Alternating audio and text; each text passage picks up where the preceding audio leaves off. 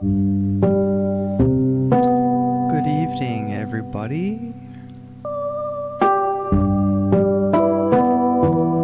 Got a nice little session planned for you today using these two pieces of gear. The SP404MK2 and the Ableton Move.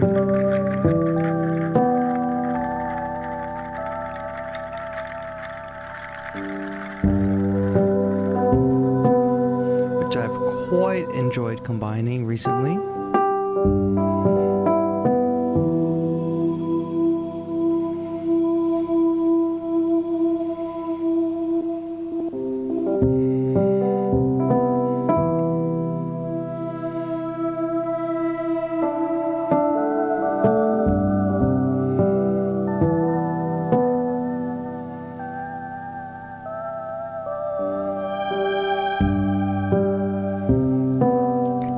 Got you, Burst Beats. How's everybody doing this evening? Thank you for being here, evening crew. Showing up on time, even when I don't. Sky Lotus, you have risen. Dustin McAdams, good to see you at the beginning here today. Usually tune in a bit later. We're deviating from the setup we had last week.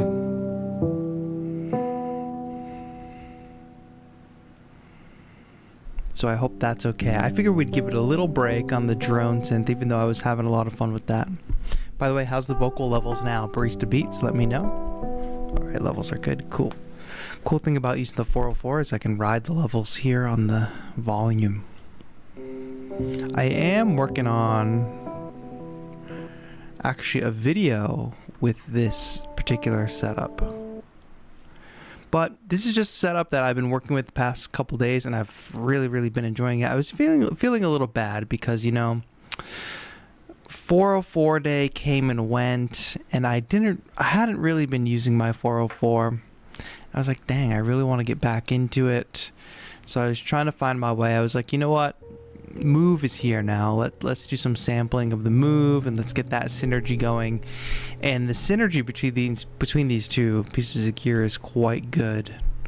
And I was able to like put together a bit of an ambient piece, and I've also got just a straight up kind of like chill beat also that I've worked on here too. But maybe we'll work on something new today. Maybe we'll talk about synergy between the two. And of course, as usual, I'm also down to just answer your questions along the way. If you've been considering getting a 404, if you've been considering getting a Ableton Move, you've been on the fence, or if you just have other gear, music related questions, I'm definitely down to speak on those too. Super ass beats. I almost like Supra SS beats. Says microcosm. Yeah, I do have the microcosm here, just in the corner. You just spotted it right there. It's there in case we need it. Which, you know, we kind of always need it, you know? Jimmy says, I purchased my SP404MK2 recently, and it's coming this week. Fantastic. I think you're going to have a lot of fun. The 404 is a deep piece of gear, and they've updated it so many times. And I would not say the manual is the easiest to follow and reference either, so... What's up, M. Lou? Question about the Move here, I believe. Do you think the 4 tracks is really a debilitating limitation? I think, you know, obviously it's a thing to point out. A lot of people obviously have. However, first of all, there's ways around the limitations. For instance, if you have a drum rack that contains 16 different samples, each of those samples can be played chromatically. It's not like getting 16 new instruments, but if you put like little instrument one-shots into these kits, you can expand it that way. But also, if you think about the parts of a song, you got your drums, your bass, your melody, your chords. So if you're just doing simple sketches, if you're in the right frame of mind for the Move, either you're doing like simple sketches with it on its own, or you're using it in conjunction with other gear like we're going to be doing today. I think I don't find, no, so to answer the question in short, no, I don't find 4 tracks to be super debilitating at all. I've made quite a few beats on the move. I've started music on the move and moved to live, which is obviously the best use case, I think. The fact that I just make a beat on move, push a button, upload to the cloud, and then open it up in my DAW.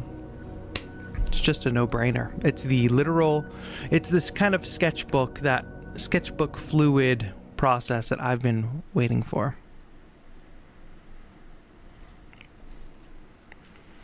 I think there's, on that note, I'll just say there's a lot of people who like to thrive in negativity online. Just make sure you're not being overly influenced by those people, because every piece of gear, I could talk about every piece of gear that I have and what sucks about it. But why would I do that? Like, obviously I want to give criticism where criticism is due, but why dwell in the super negative stuff if A, you don't have to buy it, nobody said you have to buy it, and B, you could just look at what the gear does really well. So for me, that goes with all gear, not just the move. It's like, we don't got to sit and dwell in negativity. We can more see the possibilities that lay before us rather than act like everything sucks all the time, which I feel like is the default internet position. Super Ras Beats. Yes, exactly. Kyrin. I hope I'm saying it correctly. Very curious to know how these two devices can work together. We will get into that. I'm also making a video. Did I say this already? I'm making a video with these two devices as well, which will be a more short, concise version of what we're about to do today. But I figured we'd do it live, we'd hang out, we'd make it a conversation, that kind of thing. Facade says, do you think either will get sidechain compression or P6 style granular synthesis in a future update? Oof, Facade, that is a good question. Sidechain compression, I feel confident, like knowing nothing, I feel confident that they could add sidechain compression to the move and that it could be on its way. But I don't know anything. Just want to make that clear. We just saw this week, actually, for those of you, if any of you have the Teenage Engineering KO2, that got sidechain compression. Sidechain compression is available on things like the Novation Circuit tracks. So I would say if devices like that are able to have a sidechain compression option, I feel like the move, fingers crossed, will get it. Well, do I think the SP404 is going to get it? I don't think so. I think they've already released like 5 major updates for the 404 since it dropped, and I don't foresee them adding sidechain compression, unfortunately. But we'll see. I could be wrong. And then the other part of your question, the granular style synthesis. If they pull the rabbit out of the hat for the 404 for that would be fantastic. That is one major feature that I miss from the P6 that's not on the 404. I hope they can pull the rabbit out of the hat. I don't see it coming to the Ableton Move just because, like, they've already talked about how they're not going to expand the 4 tracks to more because they want a very stable processor. They want very stable experience. So granular would only work to kind of throw that off the rails, I think. Still have to get a hold of a Mark II. Still have the good old 404SX. One day I'll get it. Then they release the Mark III. Tell me, Dustin, what do you like the most about your 404SX? One thing I was thinking about is, like, what's Roland gonna do next? Like, what's Roland's next major move? Who's to say? Like, I don't really remember. I remember when the 404 came out, the 404 Mark II came out. I don't know if anybody expected it because people were still using their original 404s and 404SX. I can't remember what the rumor mill or what the fervor was like around the 404 at the, start. But my point there is, like, are they going to make a SX Mark II next? And what would that entail? What would they improve upon with that? It's interesting. Think of Ableton Move like a fine wine. Some people love it and others find it difficult to use or complain of limitations. Keep in mind, use of DAWs with unlimited choices is debilitating too. 100% agree, Barista Beats. Say it louder for the people in the back. And if I may, I actually came up with a pretty good, what I think is a good analogy of these two devices that I'll bring up in the video that I make on them. But the overall analogy that I want to make is that Move is like a coloring book. Like, you color in the lines with Move. You have a very defined picture that you're going to be making with Ableton Move. 404 on the other hand, is a complete blank canvas. Like, you're open to be as abstract, as experimental, or as conventional as you want. But you do have the blank canvas aspect here. So these two devices, that counterbalance is pretty interesting, I think. Dustin says, have you used the Koala sampler integration? And if so, what are your thoughts? I don't think I have actually used it. Maybe I tried it one time when the update first came out. I think the thing is, if I'm going to use Koala sampler, I'm not going to use my 404. And if I'm going to use my 404, I'm probably not going to use Koala sampler. You know? Like, if I'm going to use Koala sampler, why wouldn't I just use like a more portable, convenient MIDI controller? I don't know. But maybe diehard Koala and 404 users will differ. I'll defer to them on that. I did see, if y'all don't follow John Makes Beats, you probably already do, but he did this is not about Koala integration, but this is about the Serato DJ integration. He did a whole beat set DJing in Serato DJ with the 404 this week on his channel, and that was cool. It was cool to see, because that's another thing. The internet, or some people, I saw some just like overly negative takes about, oh, why did they add Serato support to the 404 Mark II? And it's like, bro, do you realize they don't owe you anything? Like, they don't have to update the 404 at all. So any update that they add to the 404, just either say thank you and be happy, or just keep walking. Like, they don't owe you an update that's made tailored for you. I would say they've gone above and beyond with updates for the 404 Mark II, such that we're on 5.0. In my mind, it's like, if a device releases and you're happy with it how it is when it releases or when you bought it, you shouldn't be complaining that an update didn't come that added your feature. You already bought the thing. You bought the thing for what it was. You don't buy a thing in hopes that they're going to update it. We happen to live in a world where many hardware makers do update their hardware over time, and that's great. But like the weird entitlement that pops up in the music tech online spaces these days is kind of amazing to me. Jimmy says, I think they will not release any other SP404s anytime soon, as the SP404 Mark II is very different from the SX. I know. So if the 404 Mark II is very different from the SX, then wouldn't that mean updating the SX would be the next logical step? So they could have another very different device, but that's updated with more modern features. I guess as a novice, I don't fully understand the magic of the SX. Brent Odell, thank you for tuning in today, my friend. How are you?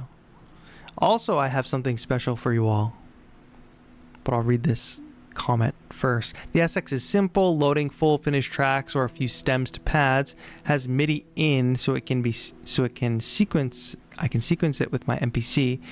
I don't like the SX pattern mode. Well, I don't like the 404's pattern mode, so well, I guess basic pattern stuff is fine, but like TRREC, I'm not a huge fan of.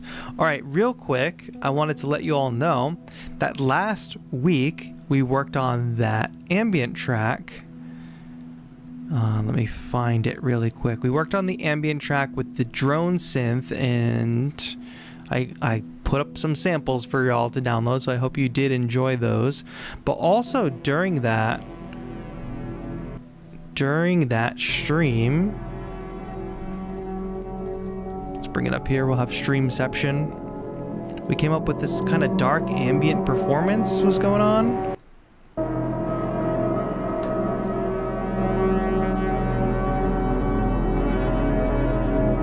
Droney, ambient, dreamy. So last week we made that track and I was like, oh shoot, I kind of liked that performance. Well, I decided to release it. So I've released it on Bandcamp, and I originally had it up for, $3, because what I did actually was I just bounced out that version that I created live on the stream. I called it Quiet Swell. But then I created 2 more versions.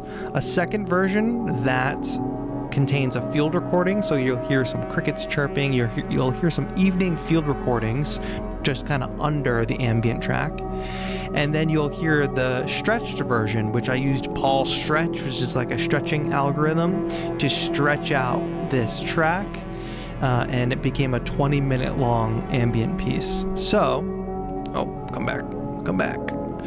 So I had it listed for $3, but since we're all here this evening and you all witnessed it happen live, I just reset the price to 0, or it's like name your own price, but you can just enter 0. So that's for all you to download, for those of you that did enjoy that process last week and wanted to download the music. Some people were talking about wanting to listen to it, so I figured, hey, why don't we actually get it up on Bandcamp so the people can listen? I'm dropping the Bandcamp link in the chat right now. Grab it while you can this evening. I'm going to put the price back up to $3 after this stream. So a little something for our night crew. We'll see if we can't come up with a little something special based on what we're doing today here too, because that would be fun. I have some more ambient stuff coming. I've got another beat that I've been working on as well that I think I'm gonna release. So I had a slow start, maybe like a slow end of last year and then a slow start to this year in terms of like actually releasing music. But I've got actual stuff that's kind of finished and in the pipeline ready to go, and I'm just down to be less precious. Even if I don't put it on Spotify and stuff, if I just put it on Bandcamp, I'm happy with that.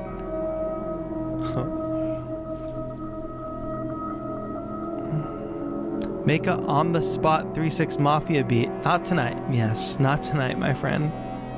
Interesting request, though. Oddly specific, interesting request.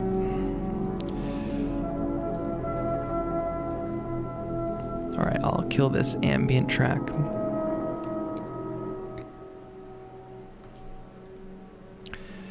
Regarding the updates, I wasn't even looking at the move until after the recent updates and decided to give it a try. Exactly, yeah. Like, if a product launches and you're like, nah, it doesn't have the stuff that I want, but then you just keep up with it, just keep watching.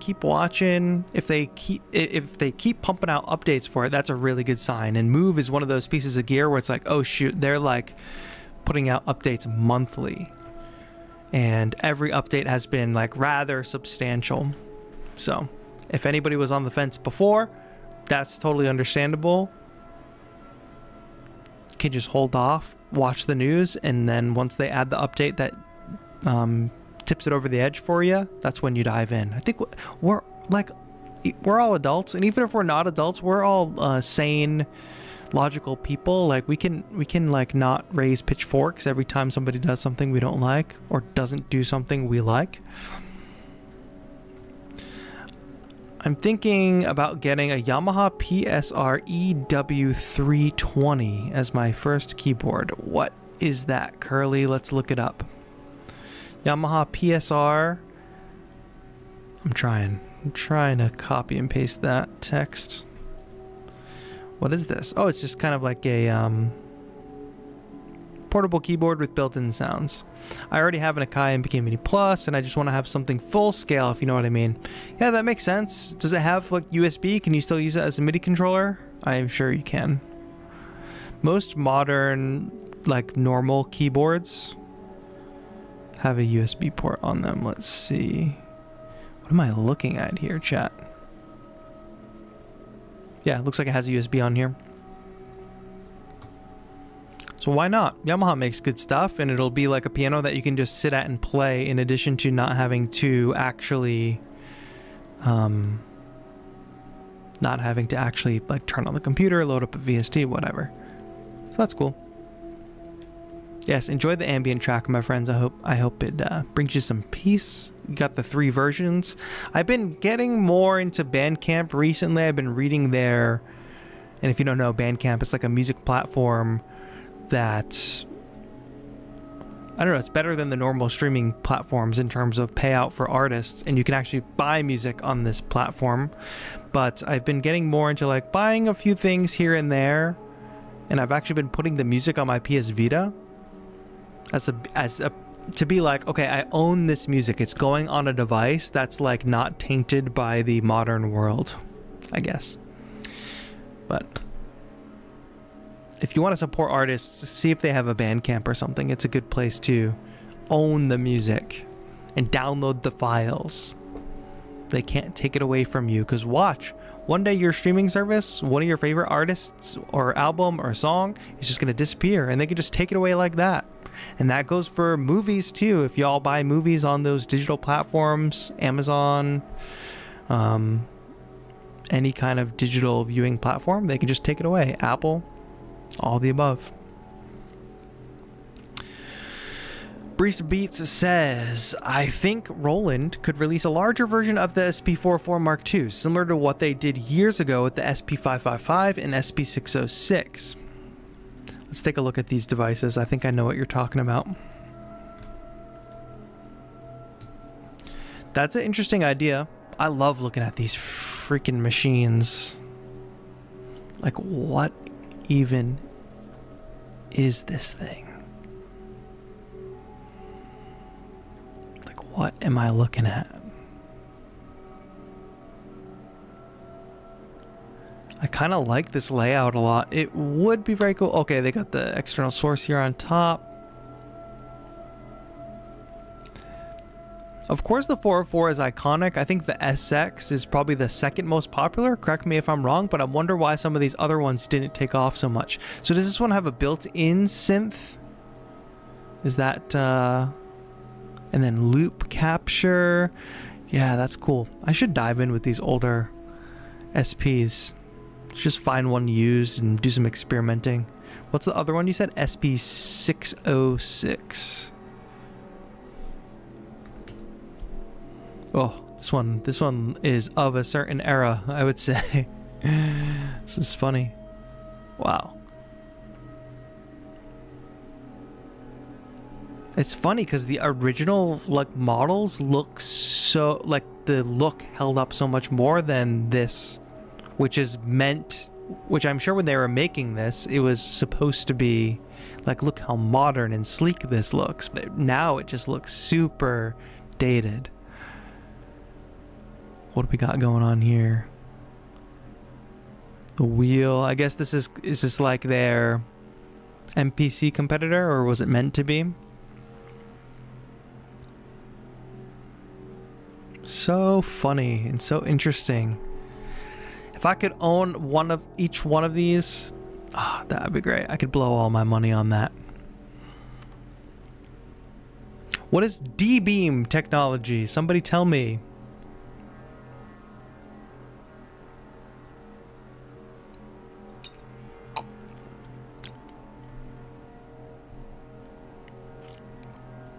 Oh, thank you, Dustin. I don't think you have to pay for the track to download it. I think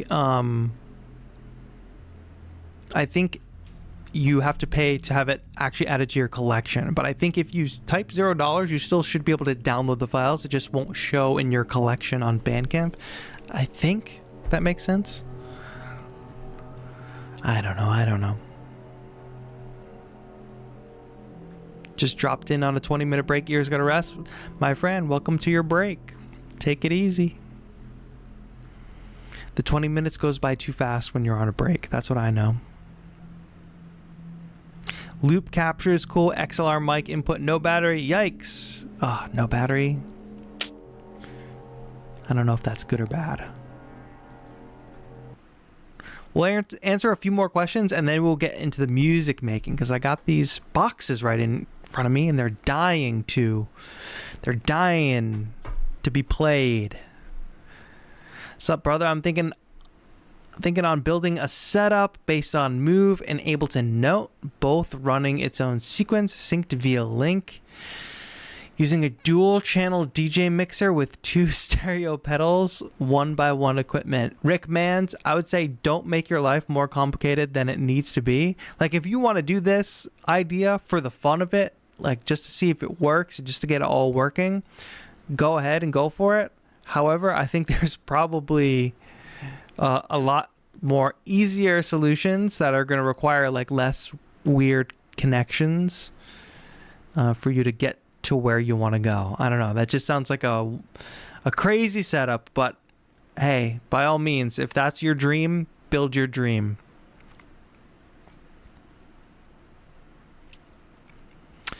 Davon. Hey man, any tips for mixing wide and distorted guitars that are at the front of the mix? Having so much trouble with this track right now. Well, do you have a 2-track? Like, do you have 2 of the exact same part? Not exact same, but 2 takes of the same part? 1 hard left, 1 hard right. Neither of them really need any bass, slow bass frequency at all.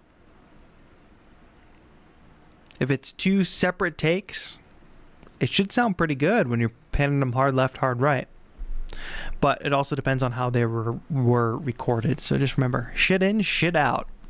If they weren't recorded well, which distorted guitar is a little touchy, little challenging. Now I just have one that I put a chorus on. Maybe I need to play it twice. 100%. Turn the chorus off, play the part again, and then take one of those tracks and pan them hard left, take the other track and pan it hard right, and watch the magic. I promise. Report back. Go do it right now and report back. It's going to sound fantastic. If you can do the 2-track thing instead of doing a chorus, it'll be great. And don't just copy and paste the first one, because that'll do phasing stuff. Play the actual part again, so it's slightly different.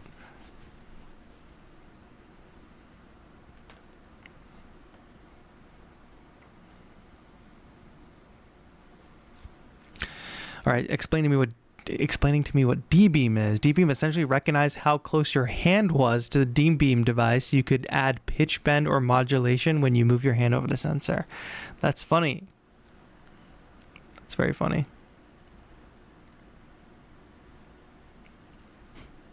Maybe just a push 3 standalone could solve those weird connections. It's crazy because you went from being like, oh, I'm going to use Note, an app, and the Move, to no, let me just get this $2,000 standalone device. Well, honestly, you're right. Like, that would simplify things for sure, but it is kind of a leap. But you can probably have fun with your setups, my friends, but don't overcomplicate your lives. That's what I'll say.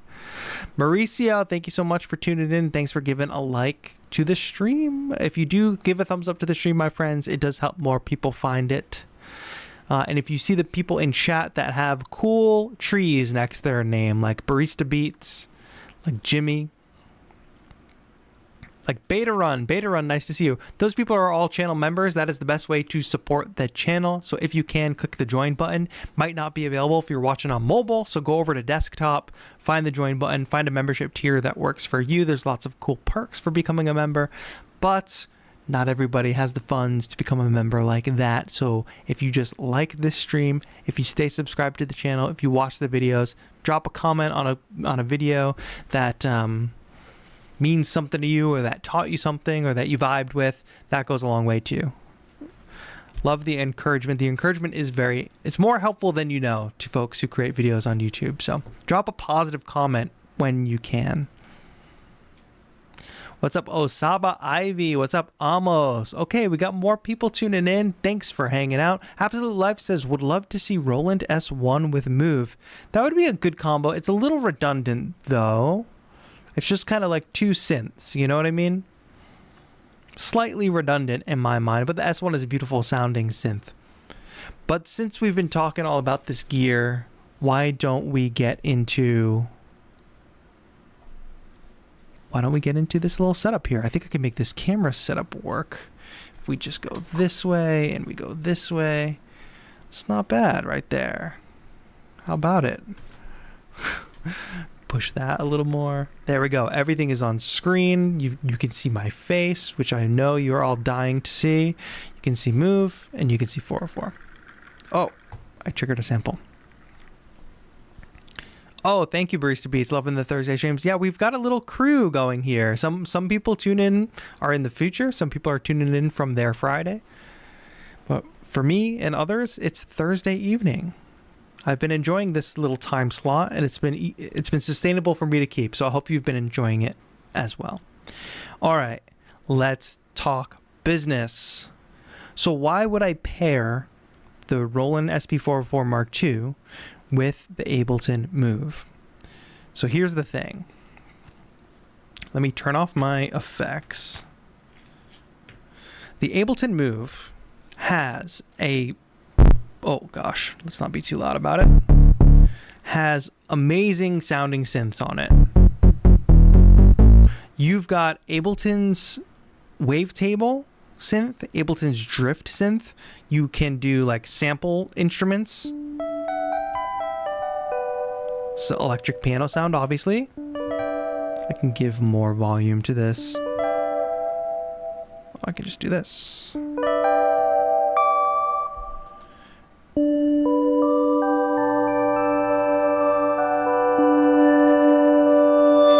Got aftertouch on these pads.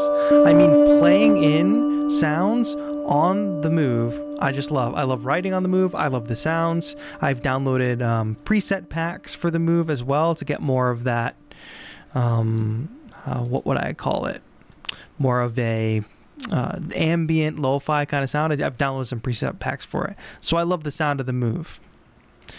On the other hand, with the Move, it's very straightforward in how you make beats on the Move. You can only do up to a 16 bar pattern on the Move.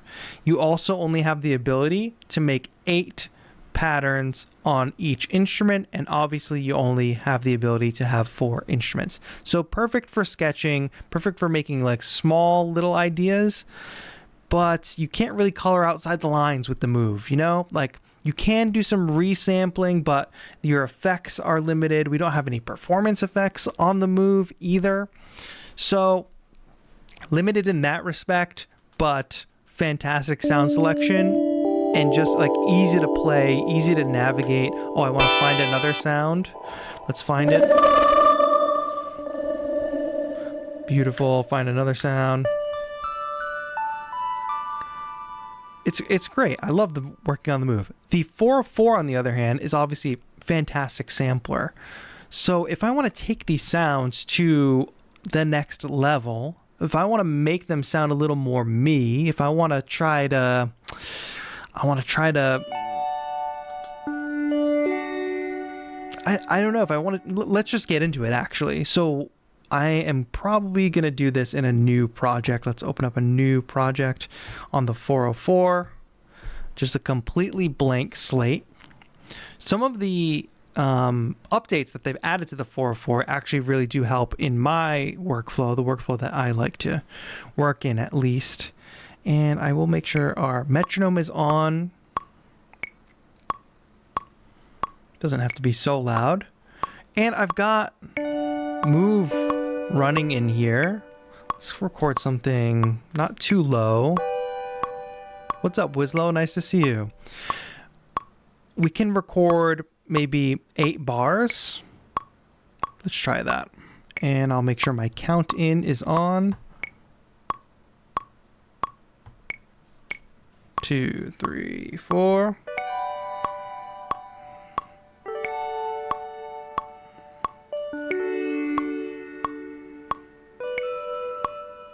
Just playing nonsense at the moment.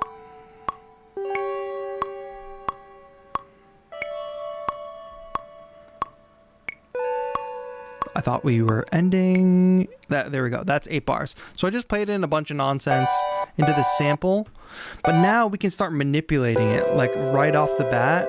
Just pitch it down.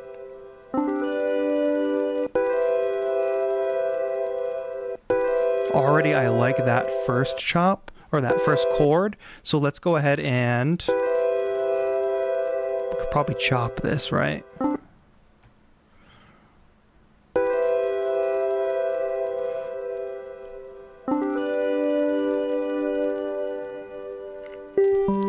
Now remember, I just played a bunch of nonsense, so these chords are not going to sound good as they are.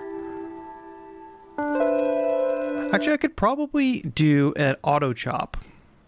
Auto mark, and I can do it on the transients.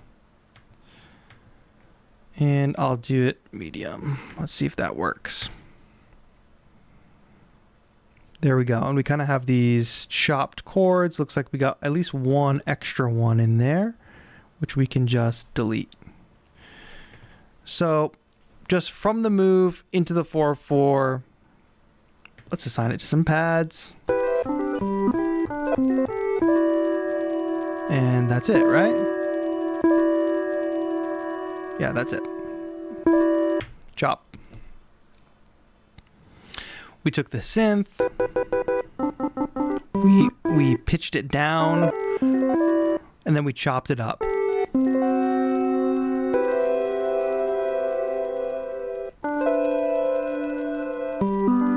Not that one. That one's kind of, we don't even need that. Delete that.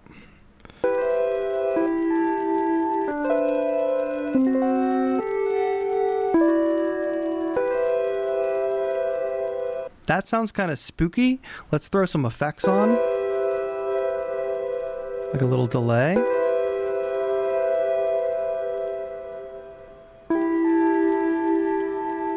And let's do a bit of low pass filter.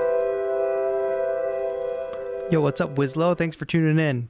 Mr. Blaine, did you record the guitars? I gotta know. Oh, but what I realized is I put the filter on and then we can put the reverb after. So this style of thinking, basically, let me just stop before we go too deep. What I'm doing right now is not something that I would do on the Move at all, because the Move is like very linear in a way. As soon as I started working on the 4/4, I started thinking like, okay, how do we mess with these sounds? Like, how do we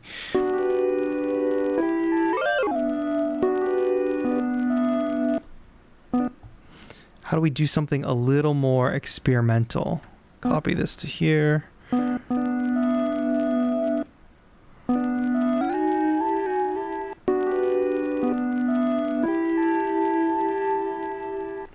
And I'm going to, so I've talked about adding effects, but I'm going to add these effects kind of onto each other. I'm going to turn off my compressor as well.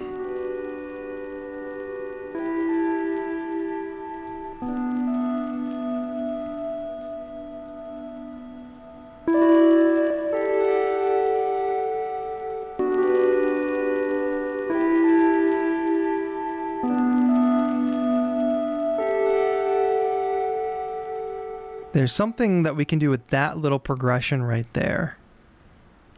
All right, so let's think about how we want to do this. I've already got my effects running. Let's see if doing a delay sounds better.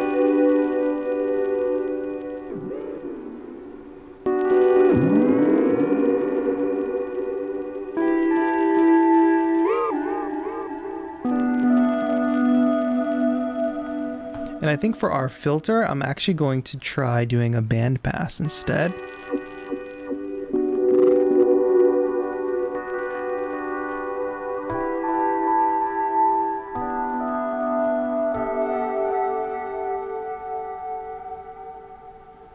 I kind of like how that sounds a lot.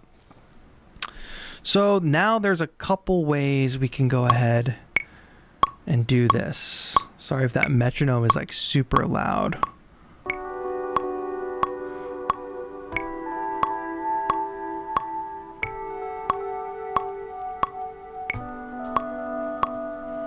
Nice. So I'm just going to probably try to record that as a loop.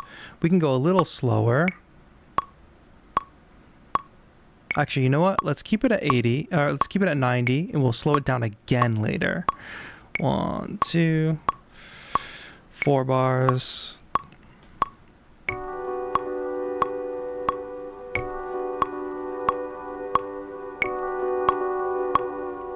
Don't wait.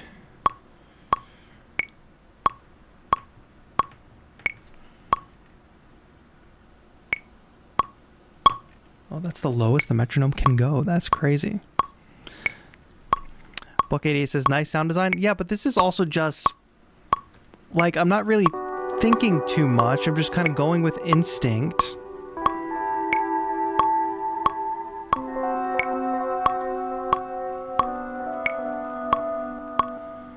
All right, what was I doing? I was recording into the looper, but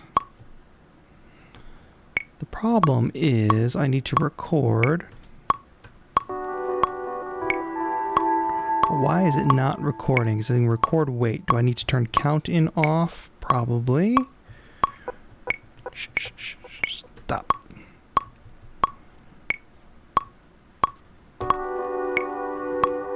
Oh, you know what I need to do? I probably need to raise the... Somebody stop that metronome. Thank you. Oh, we could also do resampling. I'm not sure what I want to do. Let's do resampling instead of using the looper. I kind of toggle back and forth between using the looper and just doing straight up resampling. 1, 2, 3, 4. 2, ready, go.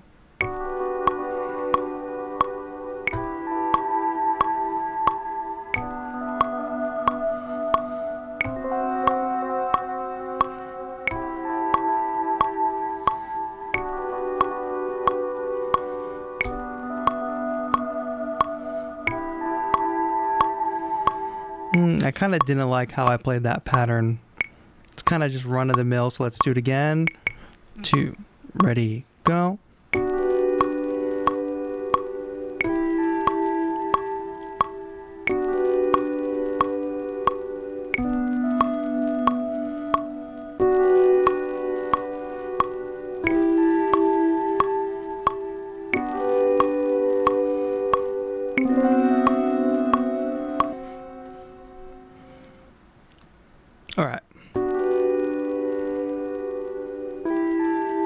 Now we've got that loop going, but let's just mess it up some more.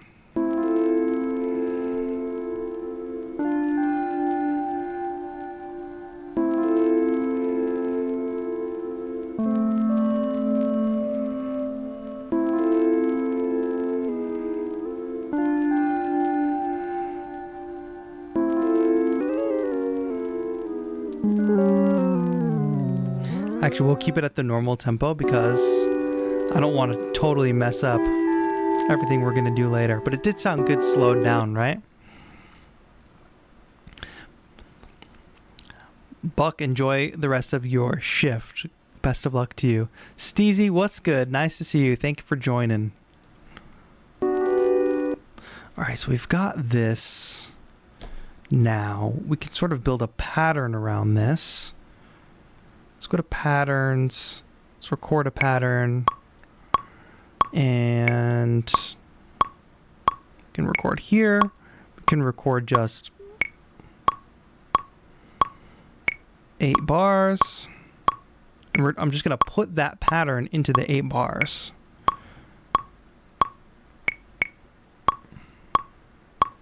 All right, we don't even need to sit through that. We can just play the pattern now. Turn gate off. Oh, it didn't actually record the pattern. Here we go. 1, 2, 3, 4. Let's do a 4-bar pattern for now.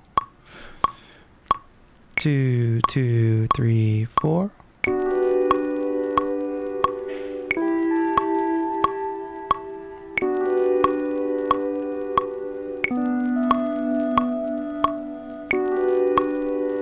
So now we've got this running in a pattern. What's good, Ayote? Glad you could join us. Finally made it. Working on my challenge track was good to tear myself away. Oh, thank you for reminding me, AOD. Hey, everybody. I've got another free download for you. We're doing a sample challenge with the community. I forgot to say this at the top. I apologize. But there is a community challenge happening. Anybody can enter. I'm just going to drop the link in the chat right now. You can download some free vocal samples. You can jump in the Discord and you can be a part of it. It's going on all month. Get in while you can.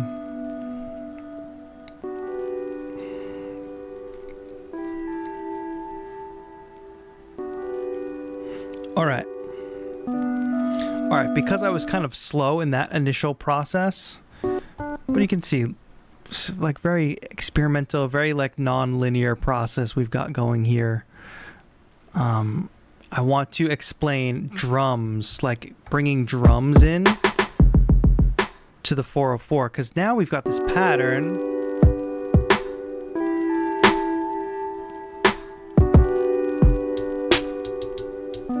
So it would be a lot of fun to get some drums in here, right? But you know what I hate is like when I try to import sounds on the 404, import from SD card, then I gotta go in the file system. Okay, now maybe I'm here. I gotta go in a bunch of folders. I gotta find my samples, scan through packs. On the other hand, over here on the Move, I got 16 samples right off the bat. If I want to just jump to another kit really quick, find a sound that I like, I kind of like that kick initially from the other one, I might just record in that kick. 2, 3, 4. Oh, okay.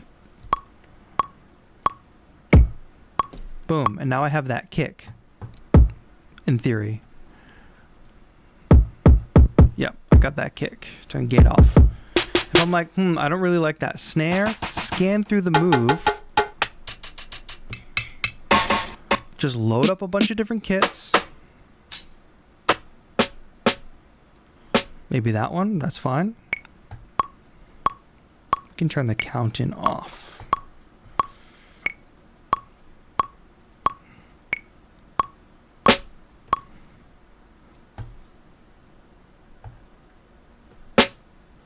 I meant to have the weight.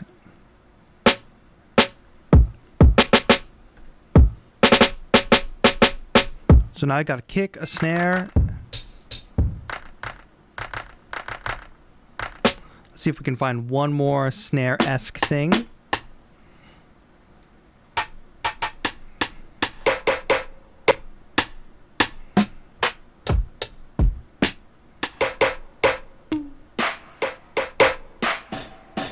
What's up, Hail Nomad? Hail Nomad, thank you for the 42 months. Much appreciated. Let's just grab that little rim shot for now.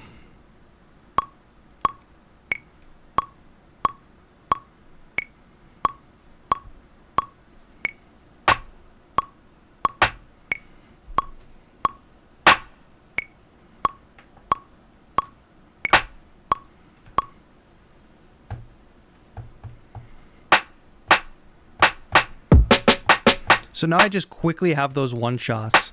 So my point there is like, if I got a bunch of samples that I like on the Move, it's really easy to navigate and get them quickly and sample them into the 404. Now I get this pattern going.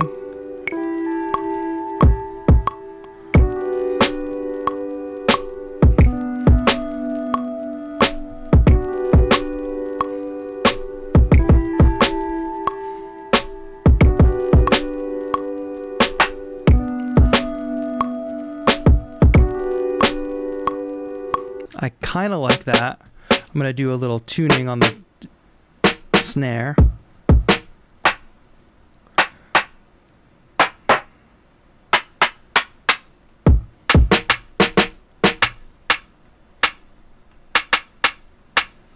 Bring that down. Maybe pan that a little.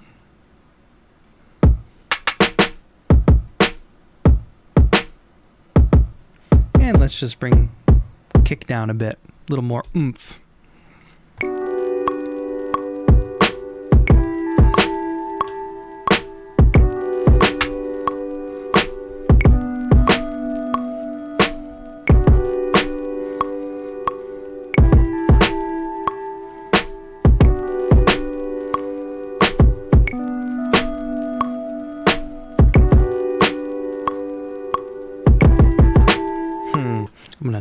not do that.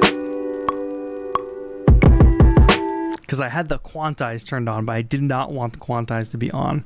Let me copy this. And let's only copy that one.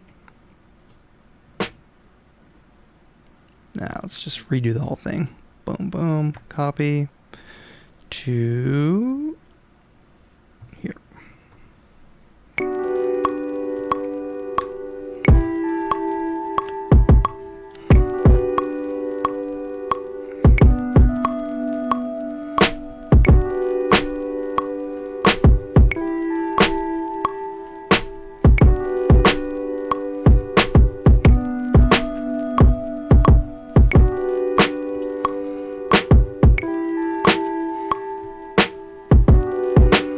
So now we start getting a beat going, but let's jump back over to the move real quick. And now let's scan through and find a hi-hat that we like, but I'm not going to resample just a one shot.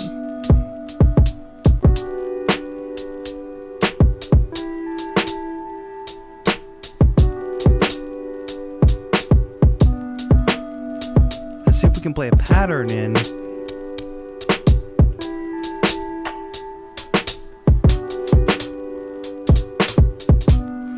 Not really liking those. And the thing about this is,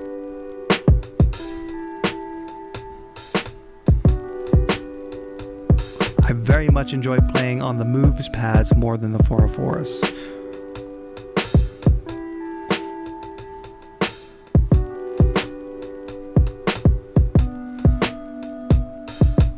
Alright, so to record this, I'm just going to record this pattern into a pad. We're going to turn the counting on. That will be crucial.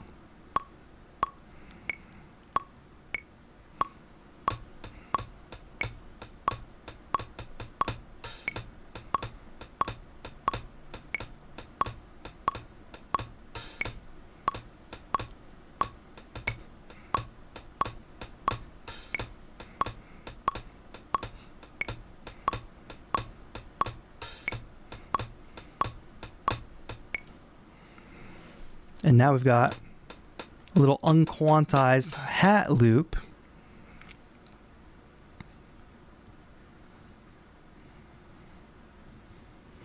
That we can, let me see if I actually, yeah, that's fine.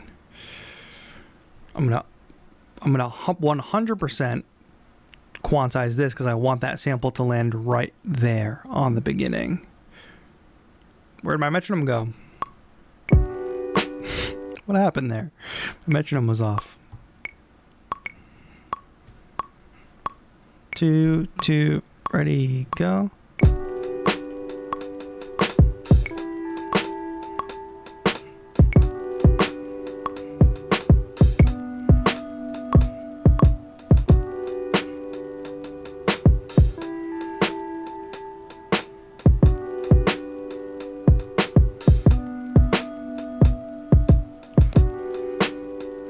So then we played a loop in, now we've got that going with the pattern. And it's just like, if I had done that on the move, I could have played that in on the move, you know, but the thought of being able to manipulate this whole thing and be able to, you know, really push it, it's really feels a little more bespoke. A little more handcrafted than just kind of really traditionally structuring things out on the move, which I will still do. I'm not abandoning that at all.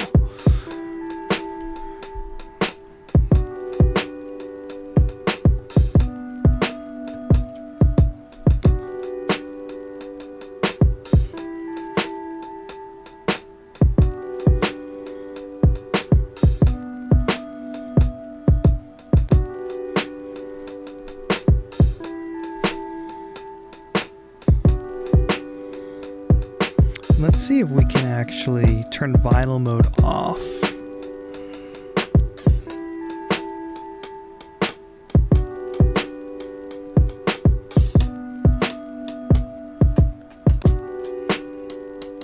Just repitch that a little bit. And let's do the same with our chops. Turn vinyl mode off. And let's see what kind of weird wonky sound we can get here.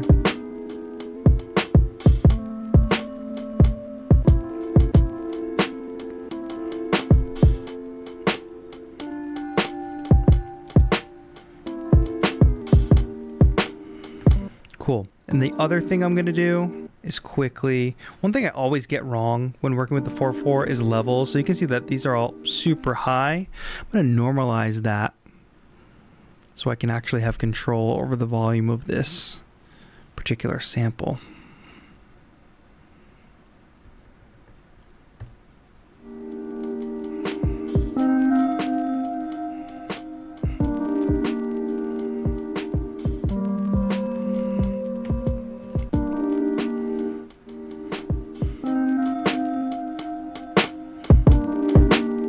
Get everything a little more balanced sounding.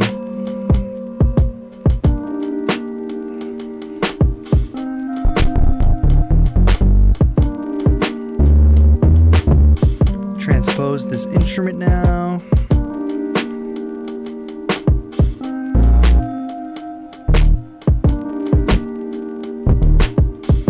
Find a bass sound that we like.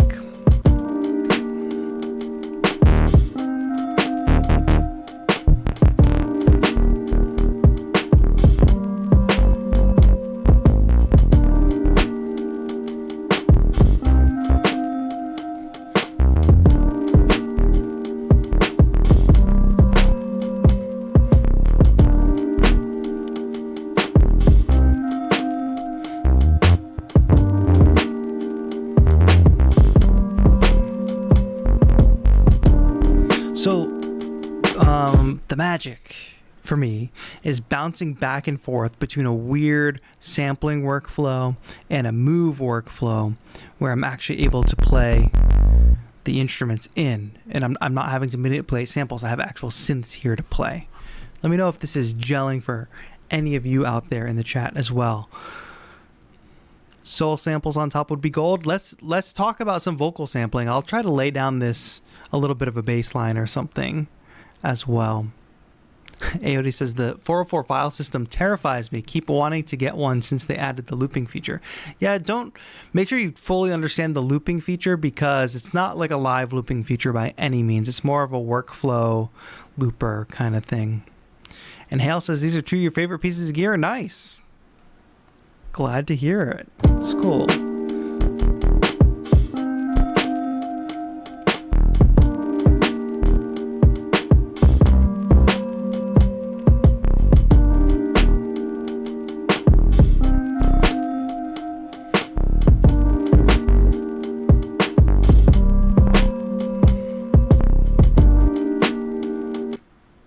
All right, let's go ahead and duplicate this pattern, copy.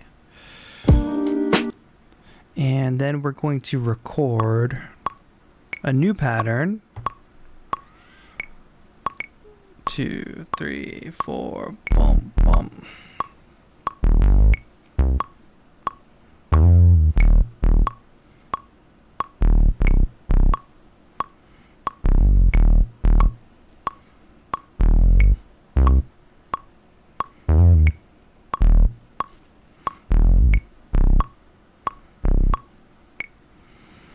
Now we've got that. We were obviously are going to record that in on top of that.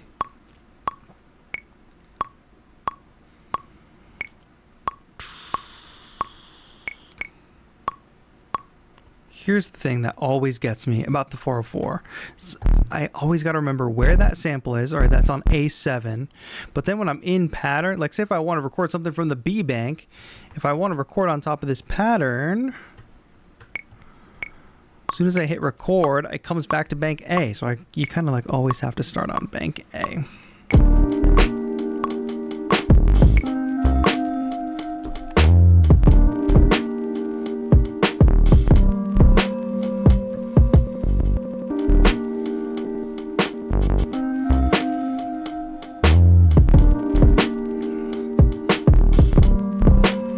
I would say I'm not in love with this beat, but it's fine for this demonstration today.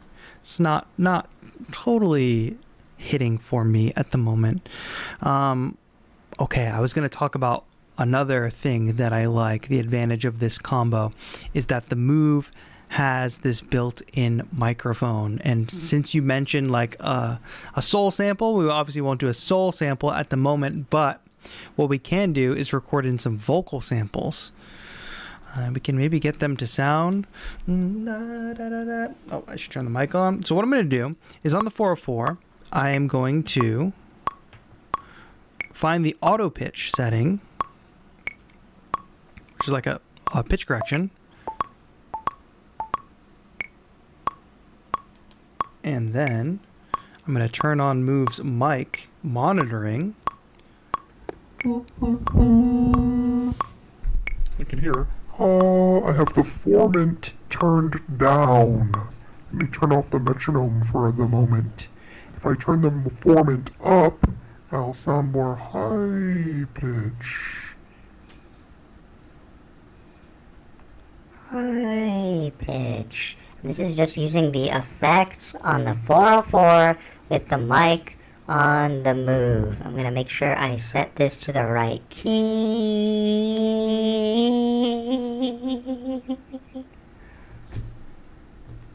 And there we have it. I guess we don't need to set the formant too extreme. And we're going to add more effects to this later. So, bring that down, play a pattern.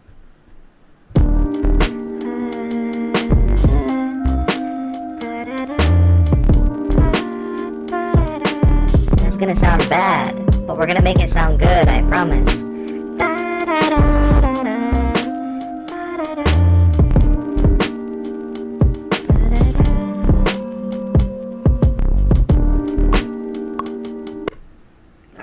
Record. Check, check, check. And I want to make sure that, is this getting annoying for you? I'm going to make sure that we are recording not the mix. We're going to record just the external input now. 2.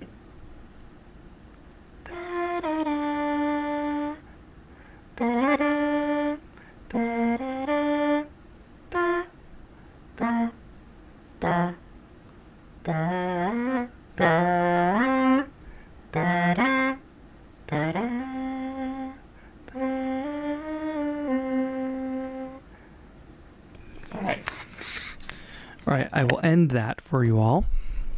You're welcome. Not all of those are going to be usable, obviously, but again, we're just showing off that there's an advantage to Move in 404. We can use that built-in mic. So now I've got all those vocal samples, which are going to sound kind of crazy. Turn those down. Way down. And now we're going to also run them through some effects. Or do we do that later? Chop them and then effects? No, effects first.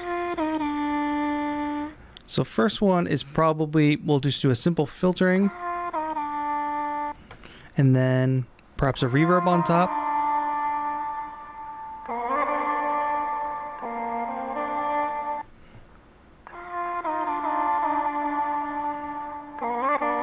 Yeah, just simple reverb.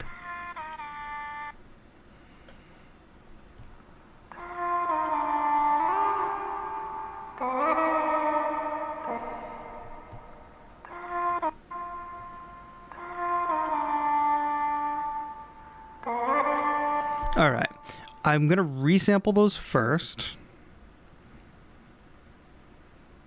And we need to change our effects again. There are some things about the 404 workflow that are still I'm not fluent in. I do have to reference the manual every time I pick the 404 back up because there's so many like little nuanced things that you need to do. All right, let's definitely resample that now. And I'm going to turn my metronome on.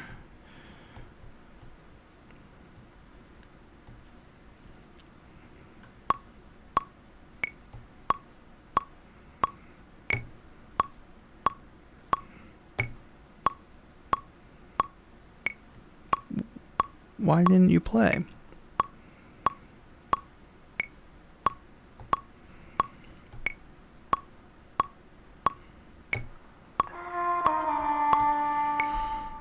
So I'm just resampling this so that we have this vocal with the effects on it. If you're thinking to yourself, dang, why wouldn't you just do this with a DAW? That's true. That's valid. But the thing is, different paths to get different places results in different results. Okay, so now we have this vocal with the effects on it.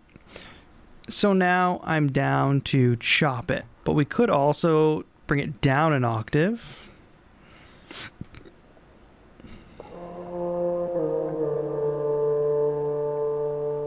Yeah, we'll just leave it. I don't want to ruin the rhythm of it. Chop. Let's do an auto mark and just see how it does.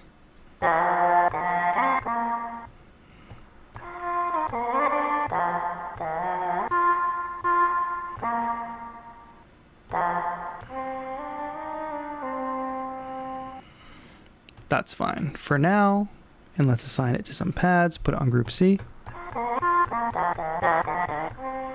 Some of these are going to be trash, but that's okay. We don't need to use all of them.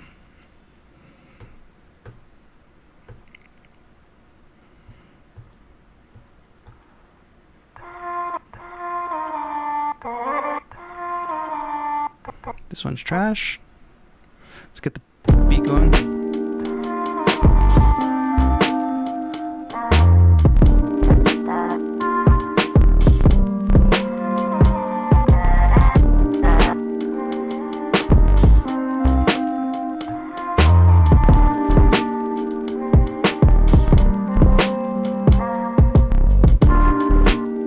And let's perhaps reverse.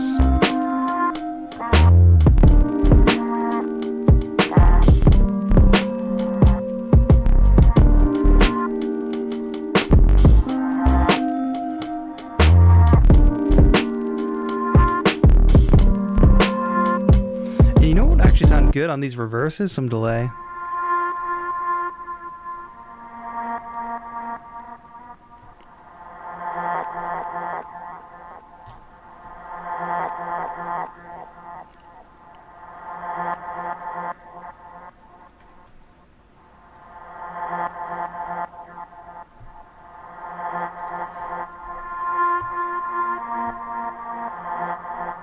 Let's resample that.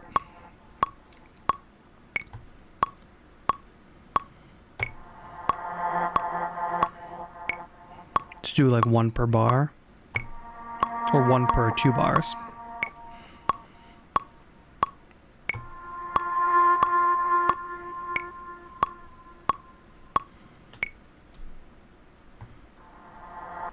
Great. Now I have those with the delay on them, and I'm going to make 3 of them.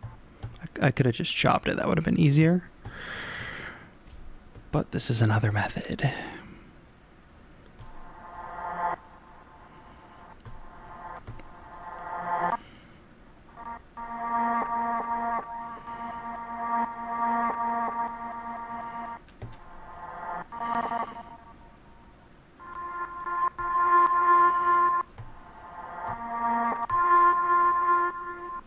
All right, and let's go ahead and just do a quick envelope on these. Dial up the attack, release a little bit so we don't get any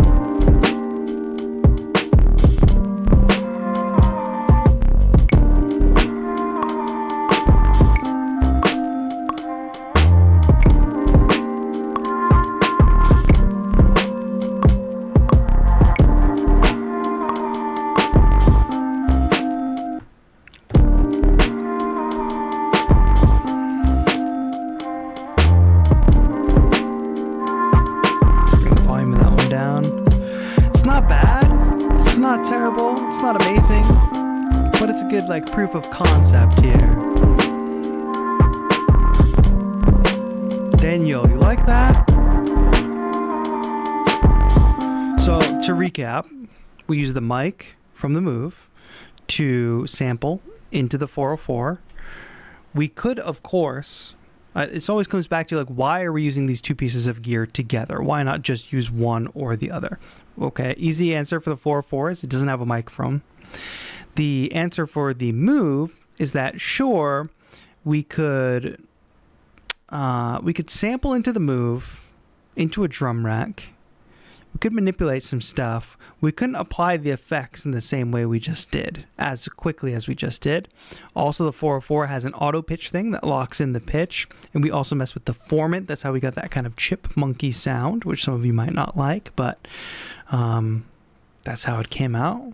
So it's like working in conjunction. I think it's pretty cool.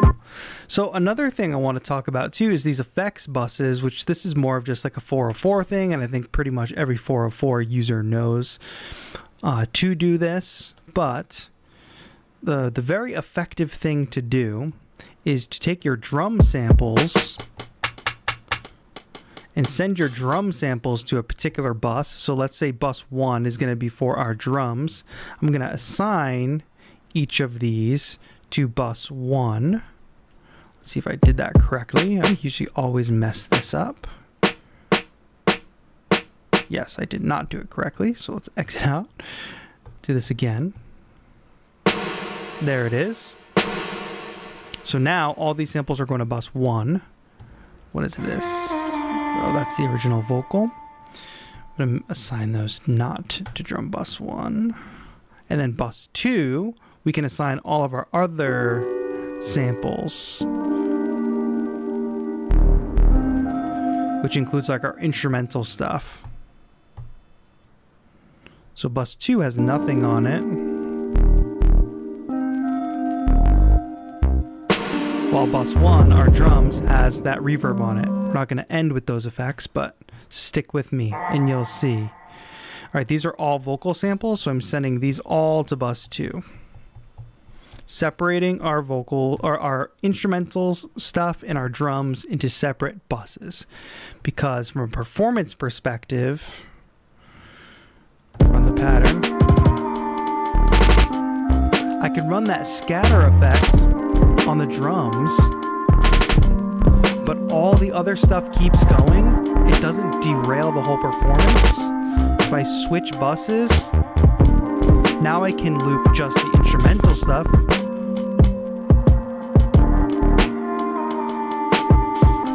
But the drums keep going.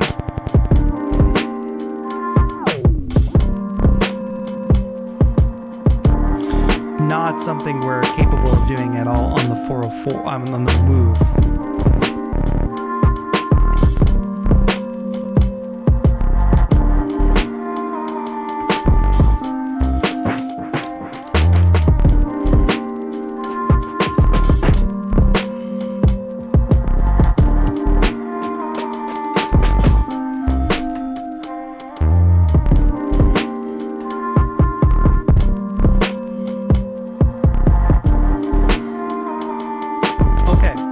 Now that we've got this beat kind of rocking, I don't think it's an amazing beat at all. So I apologize for that. But now, and again, using both of these pieces of gear, I'm going to turn on the cassette input effects, so we get a bit of a cassette vibe for this synth.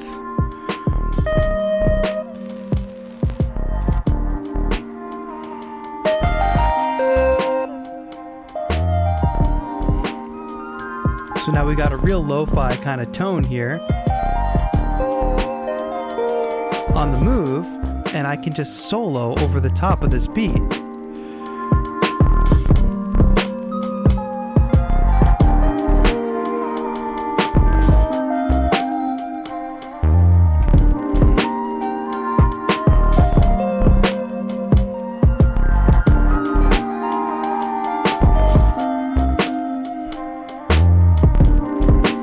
You know what? Let's take some of those vocal samples.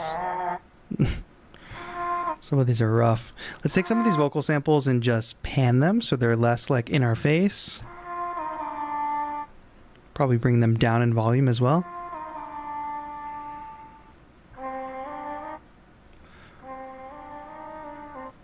Pan that one to the right.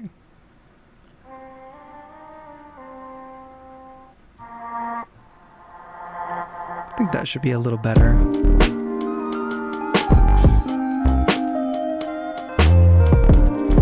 Let's find a different solo instrument. Huh.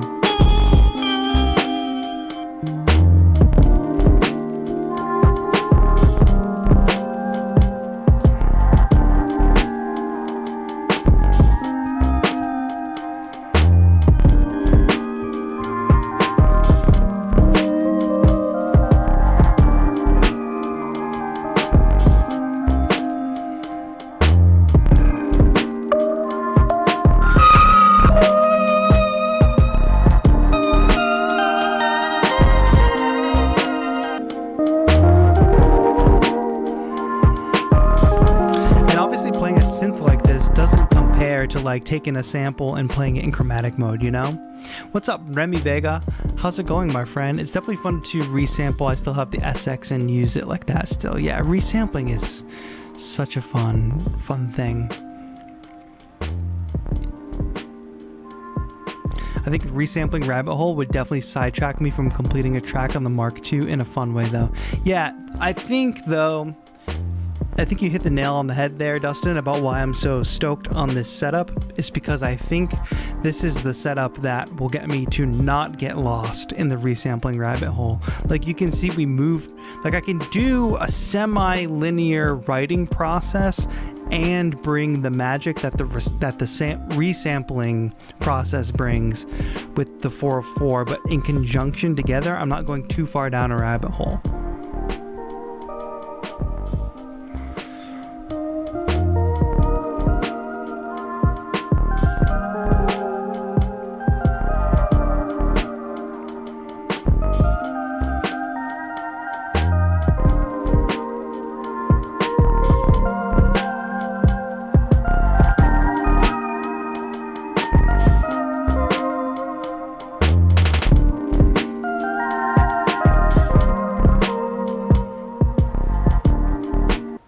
I was sitting on my foot and now I got those pins and needles in my foot, chat. All right, let's do one more thing.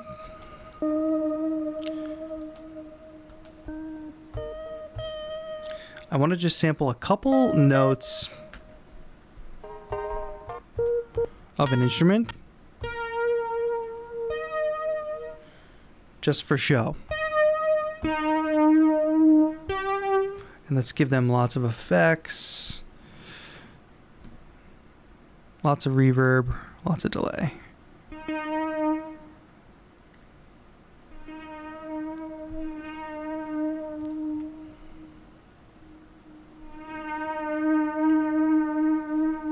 Cool. I'm just going to record one note at a time into this bank.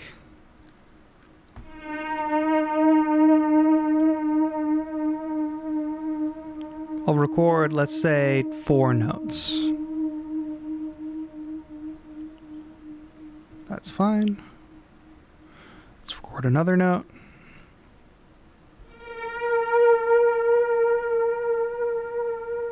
Let it fade. Now the reason that I'm doing this is I'm just going to take these single notes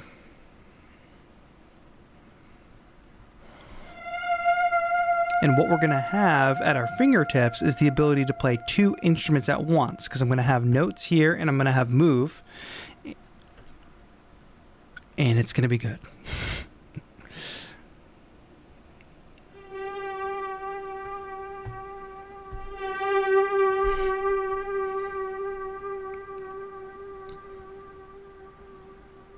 Boom, that's good enough for now. All right, this bank, I'm just going to do a quick envelope on everything in this bank.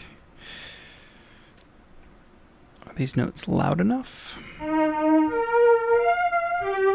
Yeah, I think so. Let's not have them be gate, though.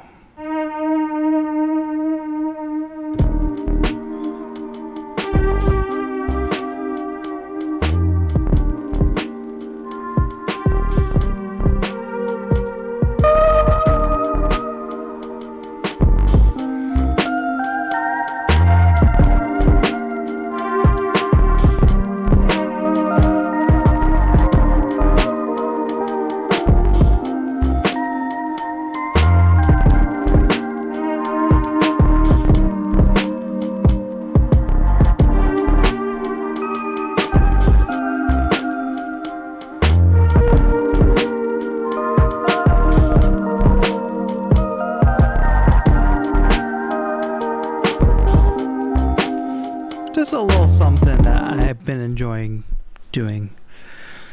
If anybody has any thoughts, any questions, I'm happy to answer them. Just wanted to talk a little bit about this combo. I wish the beat would have come out a little better. It's a bit generic, you know, but sometimes that's just how it goes. They can't all be winners. I'm really happy with the beat I created the other night. I created 2 tracks so far with this setup, one ambient track, one more just straight up beat, and I kind of like them both a lot better than this. Does anybody remember, I'm gonna look this up real quick, how to bounce a pattern on SP404MK2. Pattern to sample. Let's see, just tell me how to do it.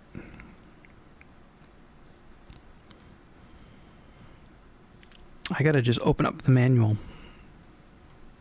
I have a folder of manuals, and I would recommend that you all do the same. Just a bookmarked folder with every manual you'll need. Bounce to sample. Converting patterns to samples.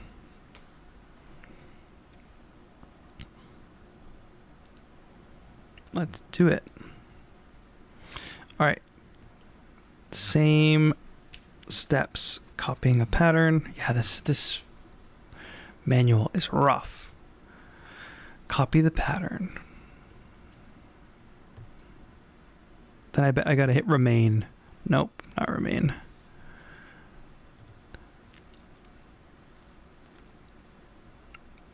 Press the pattern select button. Ah, now it's a sample. Great. Let's put that in bank E. Hit copy. No sample selected. Okay, let's select every sample.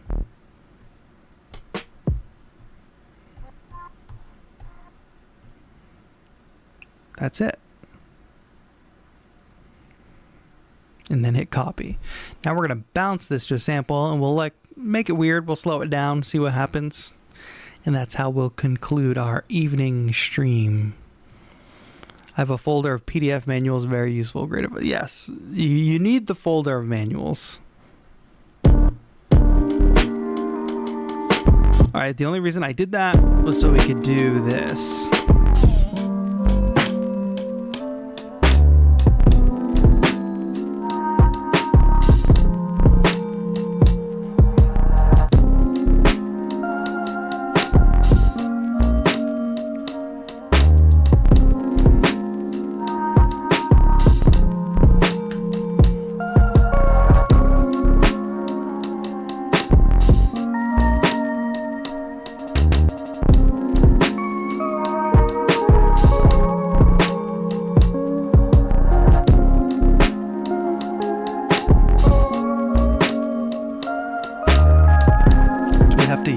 Do we have to use the manuals?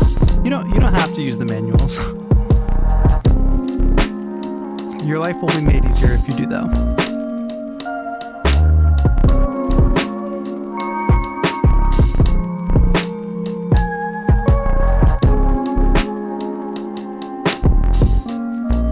How do we feel about this slightly slower version?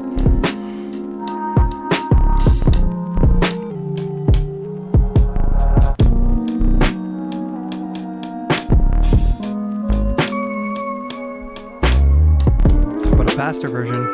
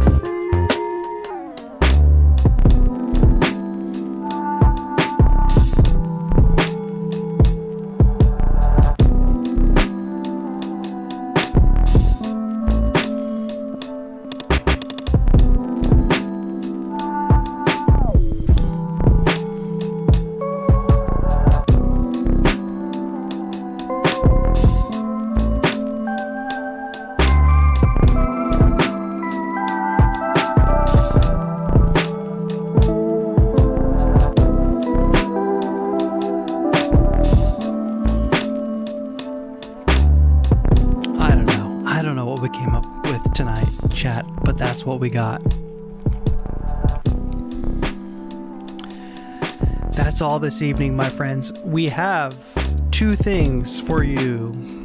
First and foremost, you can download the ambient track we made last week for free on Bandcamp right now. I'm going to change it back to $3 after this evening. This is my gift to you all, the night crew, because you all were here when that ambient track was created last week.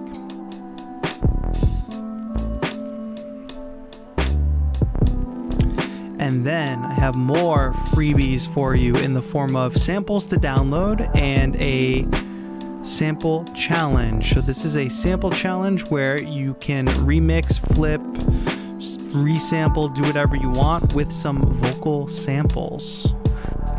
TAETRO.com/garden. Both links that you need are in the chat right now. Essentially just remix the vocals, download them totally free, jump in the Discord. Usually Discord is only for members, but for this challenge we have a community garden section of the Discord that is open to anybody.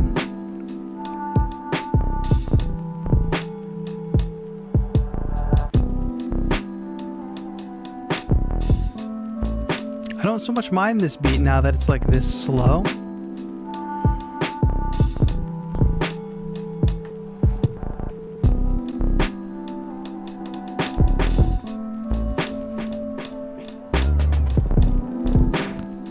Turn it into like a dub track.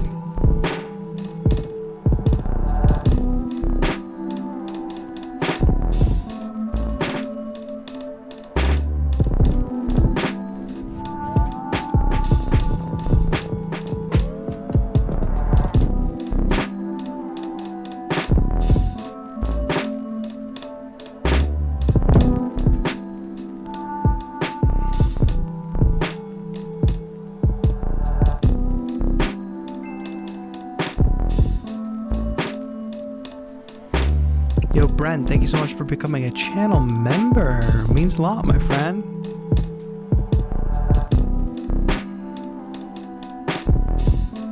Cycling, what did you buy? Did you buy the tracks or the samples? They were freebies. You were supposed to get them for free.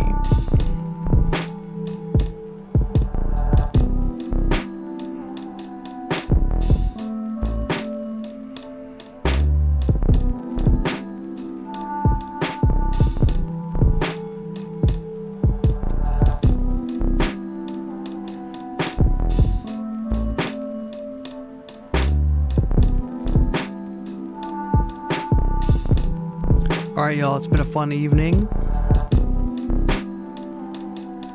We're gonna call it a night. I got a bunch more. I'll have a more concise, better constructed video on this topic coming soon. I'm also making a video about groove boxes. I think a lot of people are getting on the MIDI controller train these days and are buying the MIDI controller and being like, dang, it doesn't make sound. So I gotta do another approach of saving those people. And my approach this time is don't buy a MIDI controller, buy a groove box. That's my solution. National Record Day on the 12th. What do I have to do? Do I have to buy a record? Do I have to go to a record store?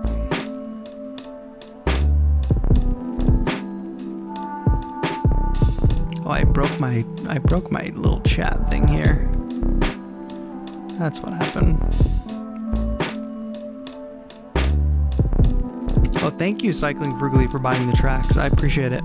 You're too kind. Thank you for your support. Cycling for buying the music, even though it was free. Thank you to Brent Odell for becoming a channel member. That means a lot. Thank you for doing that. Remy says, National Record Day is the day where you have to break some record. What record can I break?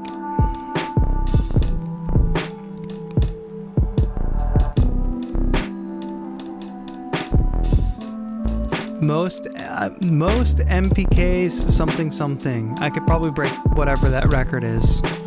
In my closet, I just pull out all the MPKs and go to town.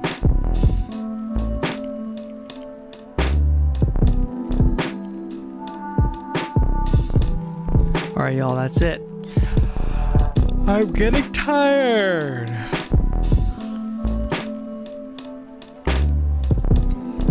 I'll check it out, Barista Beats. Thank you for putting me onto that.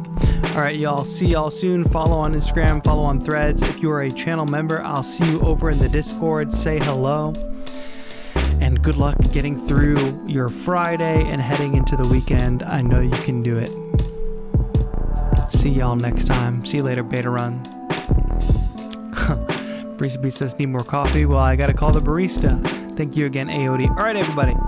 See y'all next time. This has been TAETRO. Have a good one.